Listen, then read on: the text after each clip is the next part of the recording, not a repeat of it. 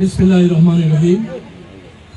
কমল সাহিত্য পরিষদ কর্তৃক আয়োজিত শহীদ জিয়া গ্রন্থমেলা, 11 দিন ব্যাপী এই গ্রন্থমেলার আজকের শেষ দিন, সমাপনী দিনে আমরা এখানে উপস্থিত হয়েছি। আজকের এই আলোচনা সভায় সভাপতিত্ব করছে সাজন আহমদ সাজু, যে অত্যন্ত কষ্ট করে আমার মনে হয় সিলেটে এই প্রথম শহীদ জিয়ার নামে কোনো গ্রন্থমেলা অনুষ্ঠিত করল। তার জন্য তাকে আমি ধন্যবাদ জানাচ্ছি। প্রথমে একটি করতালির সাথে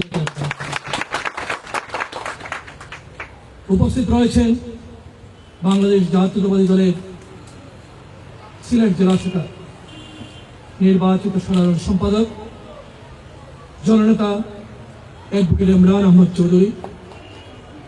উপস্থিত রয়েছেন বিশেষ অতিথি হিসাবে বিমানবন্দর থানা বিএনপির আহ্বায়ক আব্দুল কাদের শামসু, ও উপস্থিত রয়েছেন এখানে মুখ্য আলোচক হিসাবে, যাকে বিগত দিনেও আমরা যখন কঠিন সময় ছিল কাউকে পেতাম না, সেই সময়ে যিনি আমাদের এই ধরনের প্রতিটি আলোচনা সভায় উপস্থিত হয়েছেন, শাহজালাল বিজ্ঞান ও প্রযুক্তি বিশ্ববিদ্যালয়ের সম্মানিত অধ্যাপক ডক্টর মুজাম্মেল হক। উপস্থিত রয়েছেন সিলেট মদন মোহন কলেজের অধ্যাপক জনাব মনিরুল ইসলাম সহ আমাদের স্বেচ্ছাসেবক দলের সিনিয়র যুগ্ম আহ্বায়ক আব্দুল সামাদ তুহেল সহ এখানে যারা বিভিন্ন সাংবাদিক ভাইয়েরা এবং কবি সাহিত্যিক এই গ্রন্থমেলার সাথে যারা সংযুক্ত রয়েছেন, সবাইকে প্রথমে মুবারকবাদ জানাচ্ছি। আজকে বক্তব্যের শুরুতে গভীর শ্রদ্ধার সাথে স্মরণ করছে শহীদ প্রেসিডেন্ট জিয়াউর রহমানকে, যার নামে ডাক নাম নিয়ে এই কমল সাহিত্য পরিষদ গঠিত হয়েছে। সেই শহীদ প্রেসিডেন্ট জিয়াউর রহমান, যিনি একাধারে এই বাংলাদেশের এই ভূখণ্ডের শুধু না, এই এশিয়া বলতে পারেন অঞ্চলের একজন ক্ষণজন্মা পুরুষ, যিনি একজন মহান সংস্কারক, যিনি একজন দেশপ্রেমিক জাতীয়তাবাদী শুধুই নন, একজন জাতীয়তাবাদী নেতাই শুধু নন,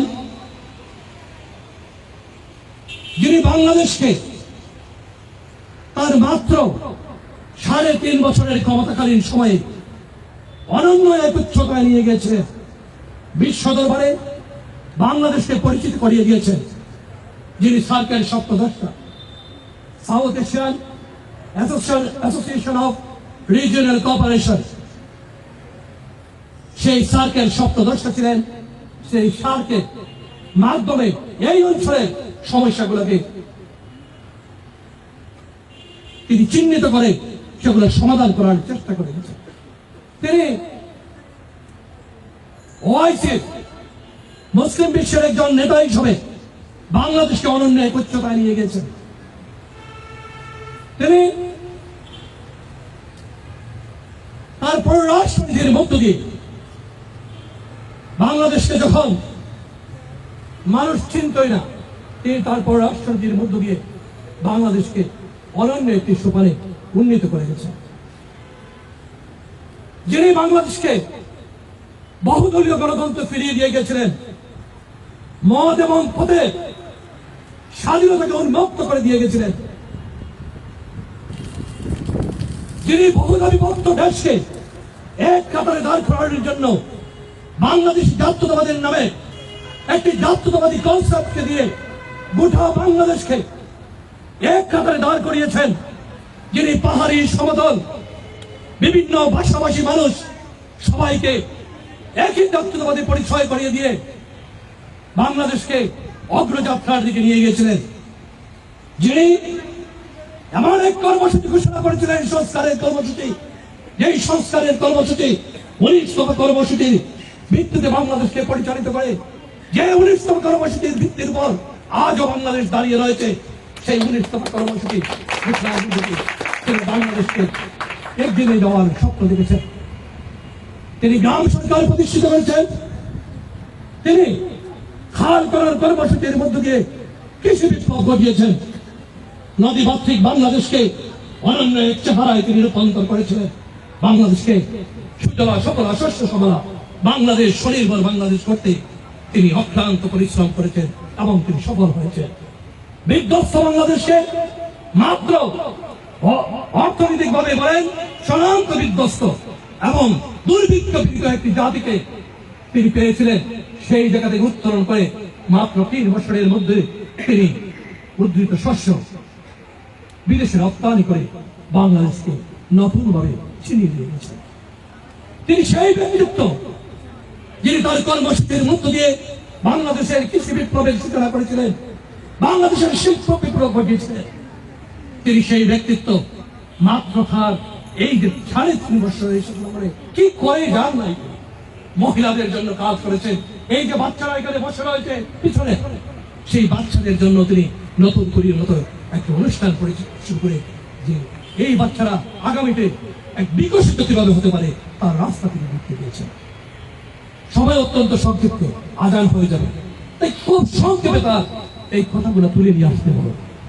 আমরা মনে করি আজকে সংস্কারের নামে বর্তমান সরকার বলে সংস্কার করতে হবে, কম সংস্কার হলে এই হবে, বেশি সংস্কার হলে এত বেশি সময় দিতে হবে। আরে ভাই, সংস্কার তো একটি অব্যাহত চলমান একটি প্রক্রিয়ার নাম।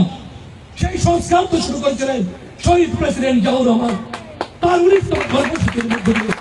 সেই সংস্কার তো তিনি করে গিয়েছেন বাংলাদেশি জাতীয়তাবাদ দিয়ে, সেই সংস্কার তো তিনি করে গিয়েছেন কৃষি বিপ্লবের সূচনা করে, শিল্প বিপ্লবের সূচনা করে। সংস্কার একটি অব্যাহত প্রক্রিয়া এবং তারই ধরে হাত ধরে বাংলাদেশের সবচেয়ে বড় সংস্কার, বাংলাদেশকে সশক্ত গণতন্ত্রের রাস্তায় আমাদের নেত্রী দেশনেত্রী বেগম খালেদা জিয়া উপহার দিয়ে সংস্কার পরিচালনা করে গেছেন। আমাদের 31 দফা কর্মসূচির যে সংস্কার বর্তমানে রয়েছে, আমাদের নেতা শহীদ প্রেসিডেন্ট জিয়াউর রহমানের যোগ্য উত্তরসূরি, এই দেশে 18 কোটি থেকে 20 কোটি মানুষের অবিসংবাদিত নেতা জনাব তারেক রহমান 31 দফা কর্মসূচির মধ্য দিয়ে সংস্কারকে অনন্য এক অবস্থানে নিয়ে গেছেন। তিনি বলেছেন কি এই সংস্কার প্রক্রিয়া অব্যাহত থাকবে। 31 দফার কোন দফা যদি বাদ দিতে হয় তাও আমরা দিতে পারি, সবার কথা বলে 31 দফার যদি সংযোজন করতে হয় সেটাও হবে। এটা একটা পরিক্রমা, একটা চলতেই থাকবে। সংস্কারের কথা বলে সংস্কারকে এবং নির্বাচনকে, সংস্কারকে এবং গণতন্ত্রকে মুখোমুখি দাঁড় করানোর তো কোনো আমরা কোনো রাস্তা দেখতে না, কোনো দাঁড় করানোর কোনো কারণ করতে পারি না। আমি আজান হয়ে গেছে, বক্তব্য দীর্ঘায়িত করবো না, আপনাদেরকে শুধু একটু বলতে চাই, আজকে এই যে কমল সাহিত্য পরিষদ আজকে যে আয়োজন করলো, এই আয়োজন অব্যাহতভাবে প্রতিটি সময়ে চলবে। আমরা মনে করি, আমরা আবারও ধন্যবাদ জানাই সাথীকে, এবং আমি মনে করি এখানে আরো সবাই সম্পৃক্ত হবে এবং এটা আরো ঋদ্ধ হবে, আরো বিশাল আকারে আমরা আগামীতে করতে পারবো এই প্রত্যয় ব্যক্ত করে এবং শহীদ প্রেসিডেন্ট জিয়াউর রহমানের আত্মার মাফের আক্রমণ করে আমি বিদায় নিচ্ছি। খোদা হাফেজ। বাংলাদেশ।